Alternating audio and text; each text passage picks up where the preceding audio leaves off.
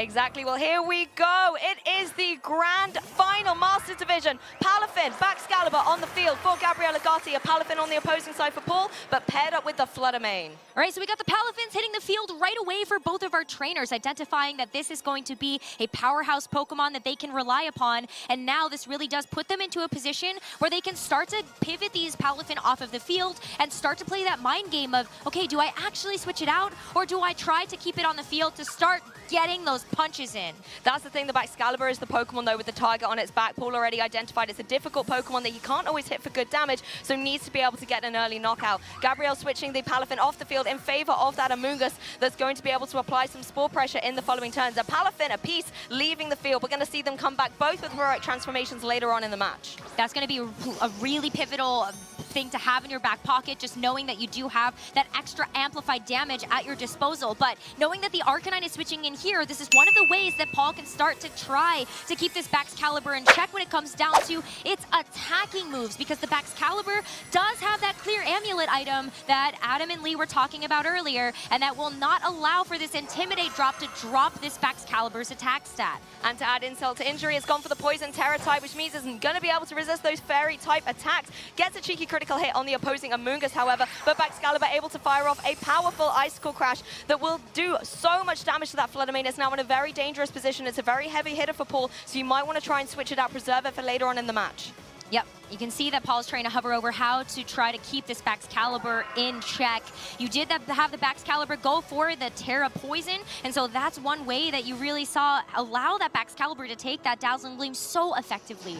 The defensive Terra types have been strong. Amoonguss actually getting out of the way here, because even though it's going to resist the Fairy type attacks that the Fluttermane is locked into, it doesn't want to take an unnecessary Flare Blitz from that Arcanine. Intimidate will come onto the field. That's only really going to bother the Arcanine on Paul's side. No clear amulets to be found here. It's holding those safety goggles instead. You can see how little these Fairy type moves are doing though. Yes, that's not going to be just a little bit of chip damage there, and the Flare Blitz on top of that as well for the Arcanine switch in that Gabriel brought in is going to take that handedly as well. Glaive Rush, that's going to do a significant chunk of damage there to the Arcanine.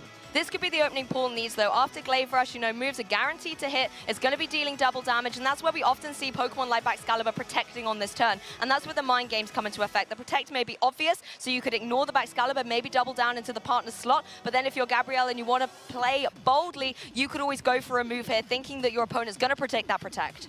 Yeah, that's definitely something that Paul's going to have to navigate around, as you do see just a switch here. That Fluttermane now going to retreat back into its Pokeball, reset the choice specs for a little bit later, and the Palafin now to take that Pokemon's place. Yeah, Palafin here to play. We're going to see the Arcanine leave the field on Gabriel's side of the field, and the Arcanine on Paul's side in a difficult spot, because it really cannot do too much to that opposing Baxcalibur, particularly because of its thermal exchange. Not going to be able to be hit by any of those Fire-type moves.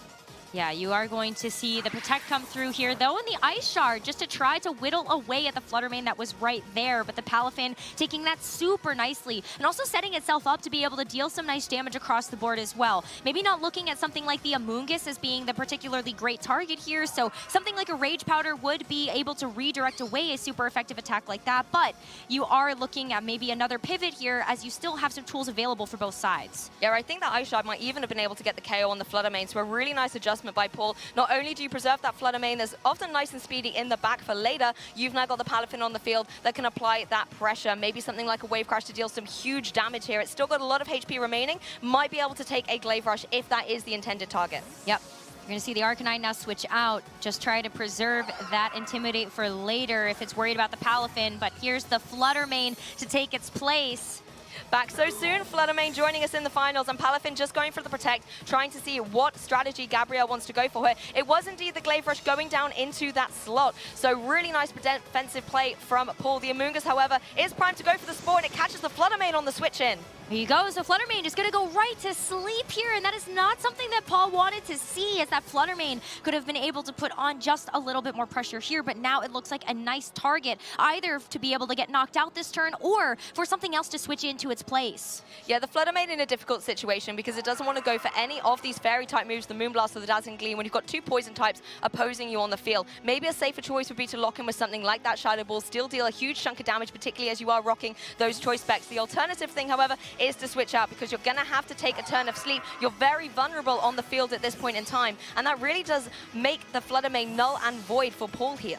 Oh, it's going to be a double switch on both sides as the Flutter Mane leaves the field in favor of the Amoonguss for Paul. And Gabriel now bringing out his very own Palafin with that heroic transformation. Look at that, 2 Palafins, 2 Amoongusses on the field. Wave Crash will go down into the opposing Palafin, does about 1/3 of damage. And will, of course, take a little bit of recoil here. Amoonguss on Gabriel's side is able to get the Spore down on the Palafin. This is really risky here, and Gabriel knows that this Amoonguss is in such an awkward position now that he has dropped the Protect for the Clear Smog. So Amoonguss is always going to be trying to go for some type of utility in this matchup, and this time it's been able to land its second Spore. That's going to put Paul into a very difficult position moving forward, knowing that both the Flutter Mane and the Palafin have to take a mandatory turn of sleep, and that's allowing for the setup here of the substitute. Gabriel capitalizing on this, a fantastic adjustment, putting the substitute onto the Palafin, particularly when you have your trusted partner with the Amoonguss, not only being able to put Pokemon on the opposing side to sleep, but being able to go for a cheeky Pollen Puff to the side to regain that HP that you lost by setting up the substitute. You can see Amoonguss doing the exact same thing on Paul's side. That's really one of the benefits to having this partner Pokemon. Yeah, the Pollen Puff is going to be so important here to be able to keep their partner Pokemon healthy as they look to try to wake up this turn. Paul's Palafin has just taken its mandatory turn of sleep, but it still has another hurdle to get over in the substitute that Gabriel's Palafin set up. That's the thing, and behind that substitute, the Palafin can come out and still deal a huge chunk of damage. You have to be able to find a way to not only break the substitute, but then be able to get a knockout before it's able to run rampant on the field. You can see it moving first here, Wave Crash into the opposing Palafin, only does about 1/3 of damage, and we're now in this interesting situation where the Palafins really can't do too much to each other, and you've got the Amoongusses on the field where they can just heal up with a Pollen Puff. So yes, Paul's Palafin here isn't able to move. It's going to have to take some double damage, but you can see it's just below 50%, and that's where Amoonguss can maybe help out. But the Pollen Puff actually going down into the opposing Palafin here, trying to get a break, but it's not enough, Rosemary. No, it's not. That substitute's going to keep that Palafin on Gabriel's side nice and safe, as we saw. Pollen Puff also traded towards the way of Paul Chua's Palafin there, so it's just about to try to whittle away at these hyper-offensive threats on the field as Paul's Palafin wakes up for the Jet Punch. May not be very effective, and the substitute is going to take that damage, but it does get the substitute to go away. That'll do it, getting the quick Jet Punch in as the Palafin on the opposing side is able to actually go for the Wave Crash and get the knockout. So yes, Jet Punch having that priority, but not enough to do big damage, particularly when you're only breaking that substitute. So a really nice KO here for Gabriel Agati. Really nice KO and a really nice cherry on top as you see the Pollen Puff there from the Amoonguss being able to heal up for all of that residual damage there. But it's time for Paul's turn to put some Pokemon to sleep. And so Gabriel's Palafin, after a job well done, will take a short nap. That's really the trade-off here. You do lose your Palafin, but you do enable it to get out from behind that substitute and leave itself exposed to take something like the Spore. Speaking of sleeping Pokemon, however, the Flutter Mane has rejoined the field here for Paul, and I think it still has to take its first mandatory turn. It does. It did not get to be able to do that before it ended up leaving the field. So that is a little bit of breathing room here for Gabriel to start to pivot things around. Amoonguss now going to leave the field, get a little bit of HP recovery thanks to that Regenerator ability. And now Arcanine taking its place. I really like this switch in here. The Intimidate's not really the valid point. It's the fact that you've got an Arcanine that's going to be able to potentially resist those Fairy-type moves coming out from the Flutter Mane and apply great pressure to this pesky Amoonguss that's just putting Pokemon to sleep. You've got the Amoonguss going for the Pollen Puff onto the side here of that Flutter Mane, giving it a little bit more breathing room with a HP recovery. Yeah, you do have that, and so that's going to feel really nice to allow that Flutter Mane to be able to wake up just a little bit later. But another nice reason to have this Arcanine switch in here is that the Arcanine is carrying the safety goggles, so not only can it not be redirected away with a Rage Powder there from the Amoonguss, but it also can't be put to sleep. I think Amoonguss's job, though, here is actually to sit on the field, allow Paul to rotate Pokemon in and get a cheeky Pollen Puff to the side to regain HP. The Flare Blitz from the Arcanine on the opposing side goes into the opposing Arcanine, not going to deal too much damage, take a little bit of recoil, but my eyes really are on Amoonguss, seeing if it is maybe going to give a little bit of HP recovery to that Arcanine, while Palafin in this Grand Finals is still taking a turn of sleep. I mean, what a comeback that Paul has been able to make there with the HP recovery gifted over from the Pollen Puff Amoonguss. Really feels like Paul has set himself up to have a better end game now that the Flutter Mane has the opportunity to wake up, and there's a lot more pivot potential here because Paul's Amoonguss is still very full HP. The issue with the waking up, though, is that Palafin's sleep turns are ticking along, and it's going to be able to get a solid KO with Wave Crash into that opposing Arcanine here and still deal some good damage to that opposing Amoonguss. And it's been so disruptive. You know, if you're Gabriel now, you want to try and get it off the field and then allow possibly your back Scarlet to come back in and try and get some good knockouts. We have got the Flutter Mane rejoining. It's still sleeping here as Arcanine goes for that howl. Love to see this. Not only will it give itself an attack boost, but the sleeping Palafin will get one as well. So when it wakes up, it is ready for action. Well, it's going to take another turn of sleep right now, but it is at least going to start to prep itself absolutely. As you see another Pollen Puff here from Paul into that partner Flutter Mane to be able to bring it back up to full HP. But the howl, I mean, that just negated the Intimidate drop that came through, and maybe that'll force Paul into a position where he feels he needs to cycle that in again. Exactly, and I really love how this Flutter Mane has been able to truly get its beauty sleep here because it left the field with such low HP, but being able to take 2 Pollen Puffs to get that HP recovery puts it back in the position it really was at the beginning of the game. It just needs to wake up in order for Paul to be able to swing some momentum in his direction. Amoonguss going to join the field for Gabriel here. All right, well, we're going to see a Rage Powder to be able to draw the attention away from the Flutter Mane in case it does get the wake up here. But it is going to remain asleep for this particular turn, but the Palafin has done taking its turns of sleep. It's going to go for the Wave Crash into the Amoonguss, and even though it's not very effective, it's still going to be able to do a bit of damage there. It's starting to apply pressure to that Amoonguss, and you know, if you're not careful on Paul's side, it's going to be knocked out, and then you're going to be in this awkward situation where you only really have your offensive Pokemon left. That supportive role will be knocked out, and that will allow Gabriel to start building up some momentum. You have to watch out for this Palafin, though, because it can certainly still hit hard. Possibly try and use the Amoonguss to put it to sleep again. Maybe. I think you have to try to go for something to be able to keep it in check, and one of those ways is definitely get the Intimidate cycle in here to be able to drop the Palafin's attack. That was negated by the Howl we saw a few turns ago, but it's not going to be able to redirect away the fact that you've got the Wave Crash here if you're not going to go for that. And so the Wave Crash into the Arcanine is a big knockout here to bring Paul down to his final 2 Pokemon. Intimidate or not, there's a reason why Palafin can win these internationals. The Spore going down into the opposing Amoonguss, obviously not going to be able to affect it, but the Spore onto the Palafin will put it to sleep. But I think getting that critical knockout obviously now does give Gabriel the Pokemon advantage. Really does in this position, especially when you look at that Flutter Mane being that final Pokemon in the back. It still has yet to wake up, and you're also looking at the Amoonguss just having a little bit too much to be able to get through. So you can see that Paul there is going to hover over the forfeit for this game number 1. So a Gabriel Agati in this best of 3 goes up 1 game. He's be able to have it here in the finals and possibly get some redemption for Paul, but it's going to be a hard hill to climb. In game 2 here, again, Palafin a piece on both sides. That Excalibur out front and center for Gabriel, with Paul having that Flutter Mane once again applying pressure. I wonder if we're going to see another Terra Poison here. It makes a lot of sense knowing that you are looking down a Flutter Mane here, and the same leads in game number 1, but it's about the adjustments on what happens on this first turn that can really change the tide here and maybe get Paul a win to be able to tie up this series. The first adjustment is that we will see a switch on Paul's side to kick off the second game, and it's going to be the Arcanine to come back onto the field. Yep, once again, getting that Palafin out nice and early so we can go through its 0 to hero transformation later on, and the Palafin matching the same strategy on Gabriel's side of the field. I think it's interesting as well, we obviously get a sneak peek into what Paul is bringing. It's the same full Pokemon here, so trusting them to be able to try and carry this through to push for a game 3.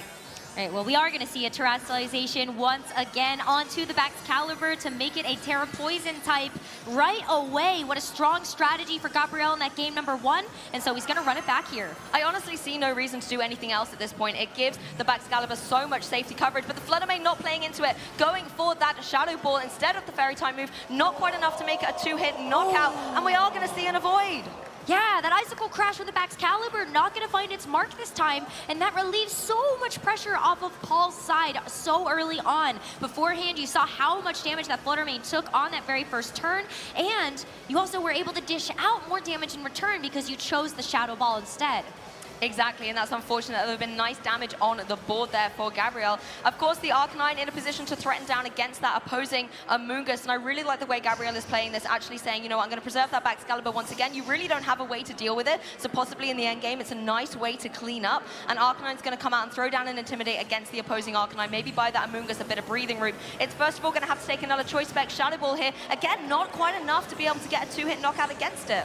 No, it's not, but the Flare Blitz to follow it setup sure will be enough on top. And so the first KO of game number 2 going to Paul. Amoonguss off the board here for Gabriel. Nice and early doors getting that KO on the board, and I think the double up was a really nice play. Knowing the Shadow Ball wasn't quite going to be enough, but that's why you have your Arcanine there to help out and go for a powerful Flare Blitz. This now does give a little bit of an issue to Gabriel here. You don't necessarily have the momentum to switch in that Amoonguss, start putting Pokemon to sleep, and I think critically using that Pollen Puff. Both the Amoongusses on these trainers teams have been so critical in that supportive role, and I think looking at how their speed interactions are going, it's going to be interesting as well, because not only are you trying to put Pokemon to sleep, but you're trying to heal your Pokemon before they take damage. Absolutely, and that's something that both of these trainers are really trying to be cognizant of. Not only do how the Fluttermanes could match up, but really the Amoongusses and the Arcanines this time around, really what is available to be able to try to grab that edge.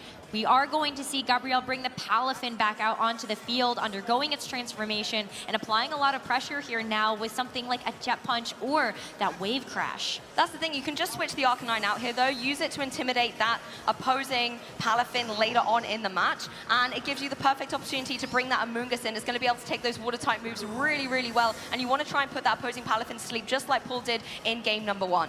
Well, you're going to see a protect here from Gabriel's side to be able to protect it from that Shadow Ball. Of course, amplified by the Choice Specs, but the Flare Blitz here into the Fluttermane. Nice damage down onto that Pokemon. Yeah, really, really nice to see this Arcanine going straight onto the offensive, just trying to get rid of this Fluttermane. Paul using it to great effect, though. Those Shadow Balls are certainly still applying a lot of pressure.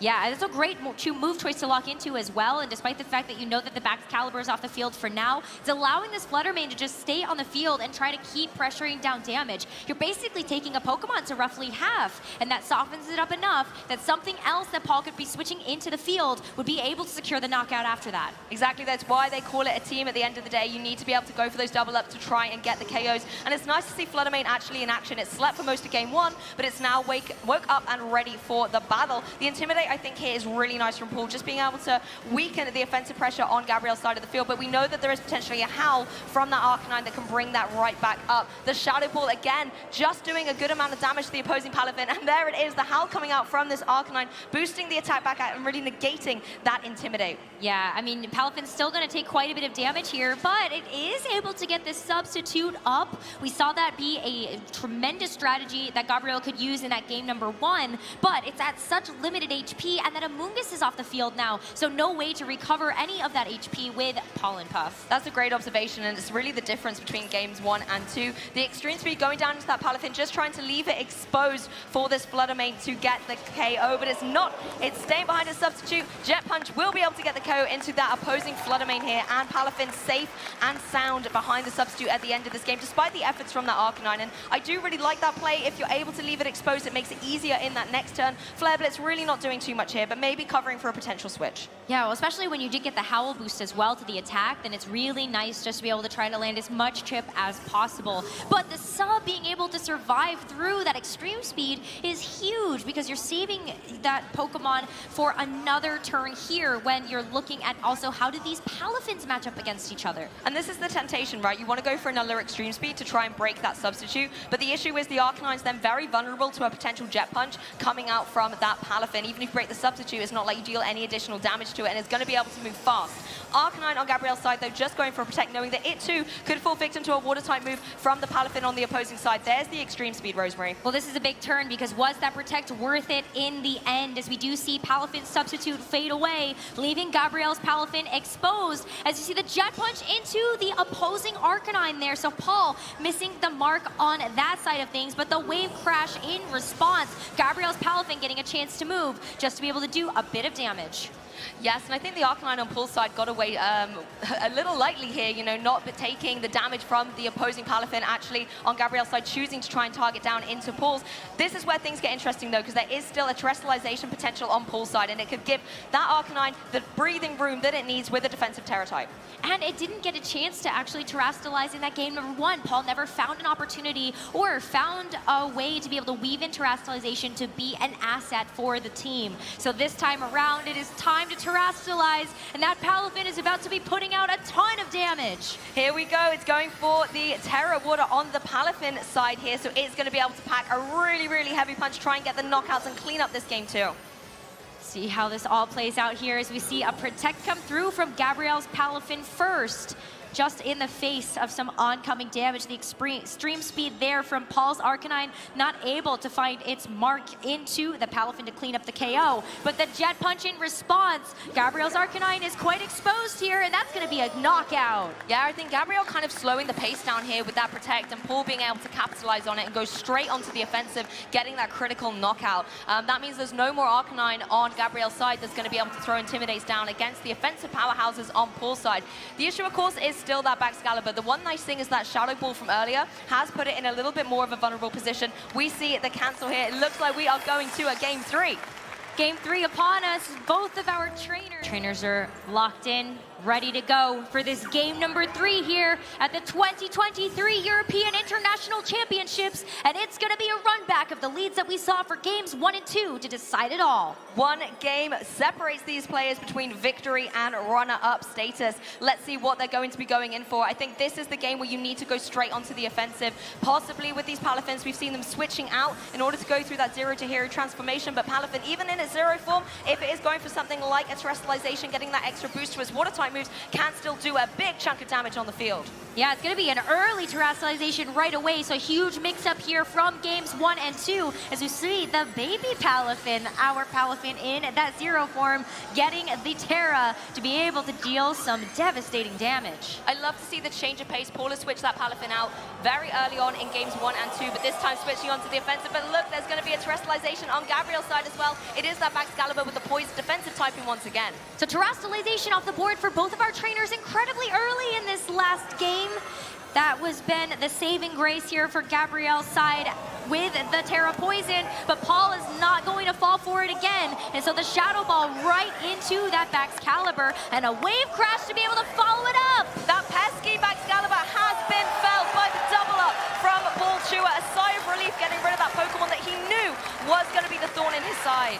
No need to play around that clear amulet anymore, and you can see that our trainers are looking at how this next few turns of this match are going to shape out here, as Gabriel does get a chance to get a free switch in for the Palafin of his own that did get the transformation.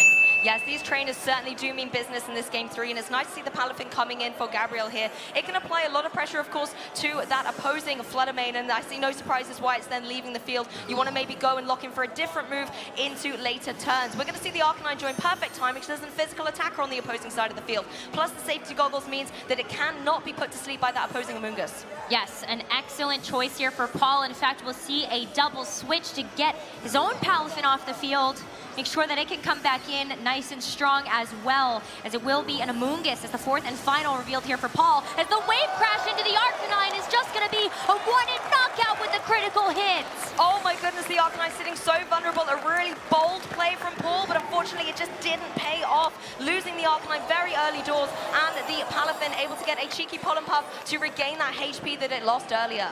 So it feels like it got away with that scot-free, knowing that it had that HP recovery available. And now Paul has to switch back into this Flutter Mane that left the field so early on in the game.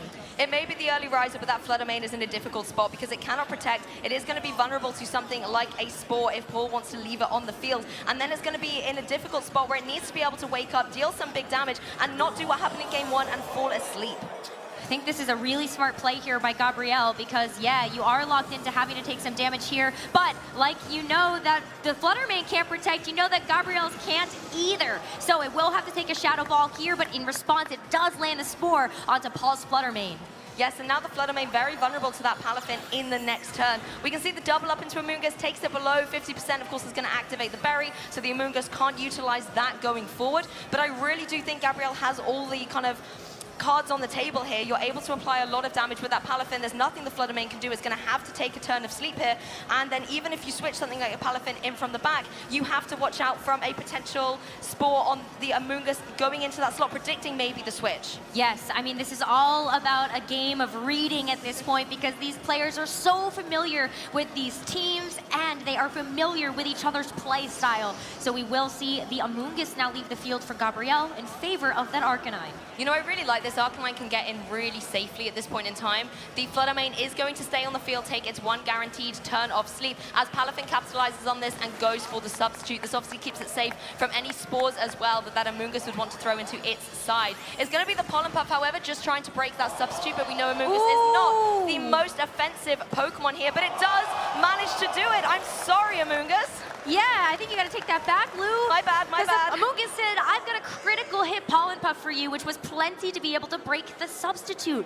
And so just like that, the setup has been removed from the field, and that defensive style of play is just not available.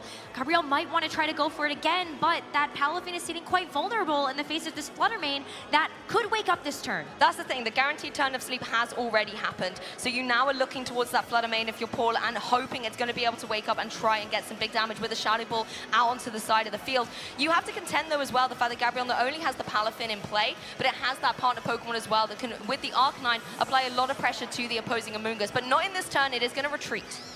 It's going to be another rotation here as we see the Arcanine leave the field in favor of the Amoonguss, and the Flutter Mane does get the wake up, goes for the Shadow Ball right into Gabriel's Palafin, and it is going to be able to hang on, but it negates the ability for the Palafin to make a substitute, so it's just going to go right to sleep. Everything going perfectly for Paul. It just puts it over the edge to stop the substitute from being activated on Gabriel's side of the field. To add insult to injury, the Spore follows up. Palafin is taking a nap in this game 3. This is not the time. This is definitely not the time, because this is where the stakes are highest. And Paul being able to get that wake up means that he is inching ever closer to claiming an international championship title. But how can Gabriel bring it back? Forced to leave the field with the Palafin, knowing that the Flutter Mane is going to be one of the fastest things on the field, and is trying to look for an opportunity to reposition his board so that maybe he can get some HP recovery later, or at least try to take out this Flutter Mane. Yes, I mean, on Gabriel's side of the field, your Arcanine and Amoonguss are relatively healthy at this point in time. You know that the Flutter Mane is locked into that Shadow Ball and is not going to be able to get a knockout on either of them. So possibly could enable one of Gabriel's Pokemon to pick up the KO against the Flutter Mane in this turn. The Shadow Ball going down as the Arcanine does over 50% to it, and the Amoonguss able to follow up with a Spore and catch the Palafin on the switch in here. Really, really nice play, but the issue is that Flutter Mane is still unchecked.